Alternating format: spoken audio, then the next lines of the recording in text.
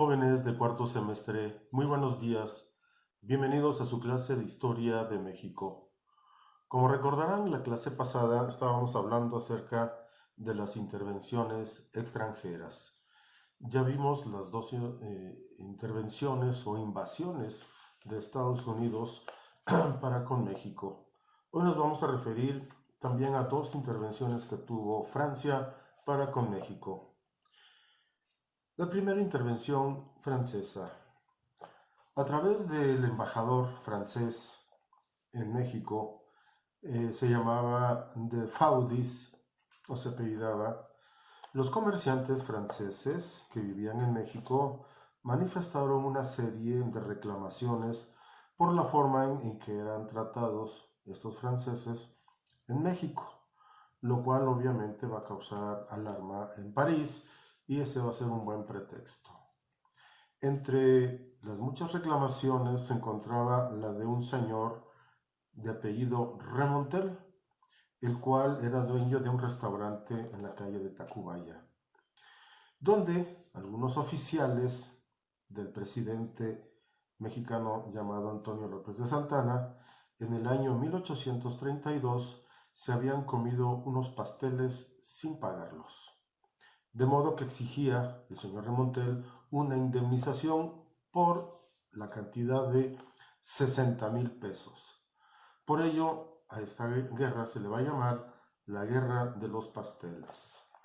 Obviamente que 60,000 pesos en esa época, en el año 1800, pues era una cantidad inimaginable. Una gran hacienda podía costar 10,000 pesos. Una casa no pasaba de 5,000 pesos.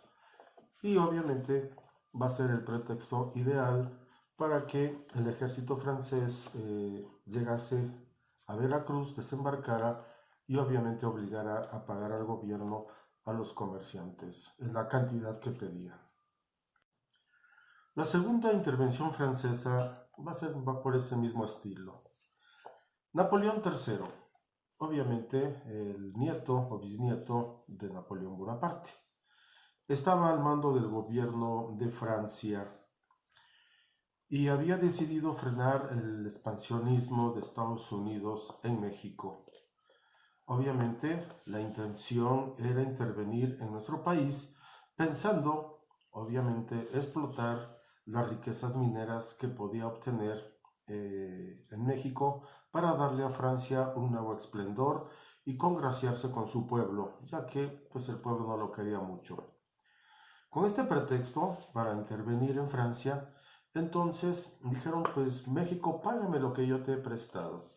Obviamente, como hemos visto, México no había tenido un buen gobierno, no tenía forma de hacerse de dinero a través de los impuestos, había estado sorteando invasiones, tanto de Estados Unidos como la de Francia, y no tenía forma de pagar.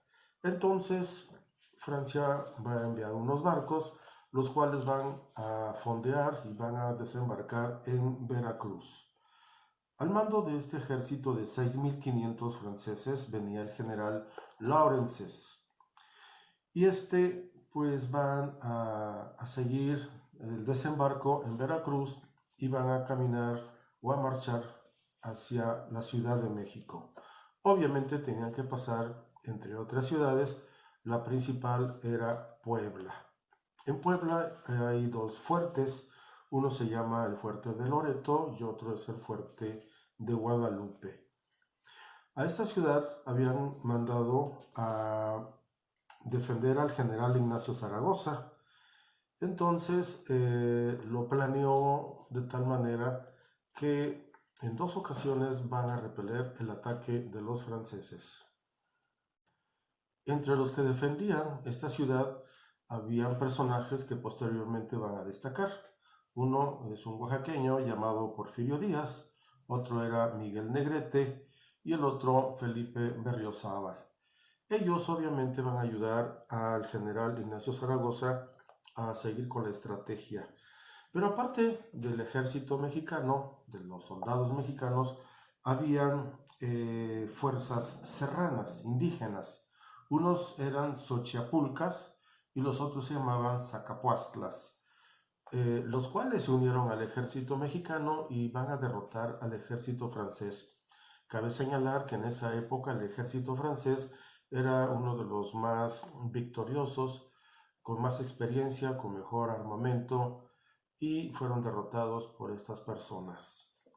Después de esta batalla, Francia va a enviar 30.000 soldados más y obviamente van a poner un cerco a la ciudad de Puebla, la cual después de 2 meses pues ya no va a poder resistir más y van a entregar la plaza.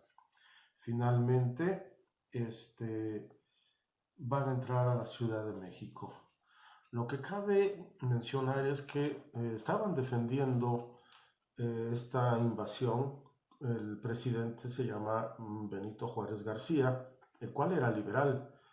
Y obviamente junto con Ignacio Zaragoza y Porfirio Díaz eran liberales.